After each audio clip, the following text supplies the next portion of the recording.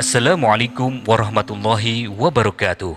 Sahabat teman bercerita yang dirahmati Allah, pada kesempatan kali ini kita akan mengisahkan perjalanan hidup salah satu sahabat Rasulullah yang luar biasa.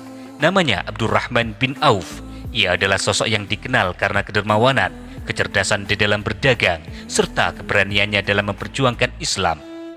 Abdurrahman bin Auf lahir pada tahun 581 Masehi di tengah masyarakat Quraisy yang kala itu masih kuat memegang tradisi jahiliyah.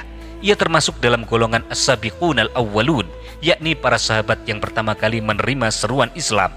Berkat ajakan dari Abu Bakar As-Siddiq, ia masuk Islam pada tahun 614 Masehi. Saat itu usianya baru 31 tahun, usia yang penuh potensi, usia yang penuh semangat untuk berkontribusi dalam perubahan besar.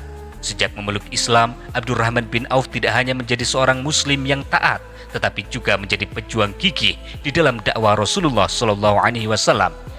Keislamannya bukan hanya sekedar keyakinan di dalam hati, tetapi juga diwujudkan dalam pengorbanan yang besar. Ia rela meninggalkan harta kekayaannya, meninggalkan keluarganya, dan meninggalkan kemapanannya di kota Mekah demi menegakkan agama Allah. Keberaniannya terbukti dalam berbagai peristiwa penting di dalam sejarah Islam, termasuk saat hijrah ke kota Madinah. Ia memulai hidupnya dari nol karena seluruh hartanya disita oleh kaum Quraisy. Namun berkat keuletan, kejujuran, dan strategi bisnis yang cerdas, ia kembali membangun kejayaannya sebagai salah satu saudagar terkaya di kota Madinah. Yang membedakan Abdurrahman bin Auf dari pedagang lainnya adalah prinsipnya bahwa kekayaan bukan hanya sekedar alat untuk memperkaya diri, tetapi juga sarana untuk membantu sesama dan meraih ridho Allah. Salah satu kisah yang menggambarkan kedermawanan luar biasa dari Abdurrahman bin Auf adalah saat ia menawarkan seluruh hartanya kepada Rasulullah untuk kepentingan umat Islam. Menurut Ibnu Katsir di dalam kitab Al-Bidayah wan Nihayah halaman 163 yang bersumber dari riwayat Ma'mar dari Az-Zuhri, Abdurrahman bin Auf pernah mendermakan setengah dari seluruh kekayaannya, yaitu 4.000 dirham pada masa Rasulullah SAW. Akan tetapi kemurahannya tidak berhenti di situ. Tidak lama setelahnya, ia kembali bersedekah dengan jumlah yang lebih besar, yaitu 4.000 dinar. Dan ini bukan yang terakhir, ia kemudian kembali menginfakkan hartanya dalam jumlah yang lebih besar. Hingga suatu kali, ia kembali menyumbangkan 40.000 dirham, lalu 40.000 dinar, dan bahkan 500 ekor unta untuk jihad fisabilillah.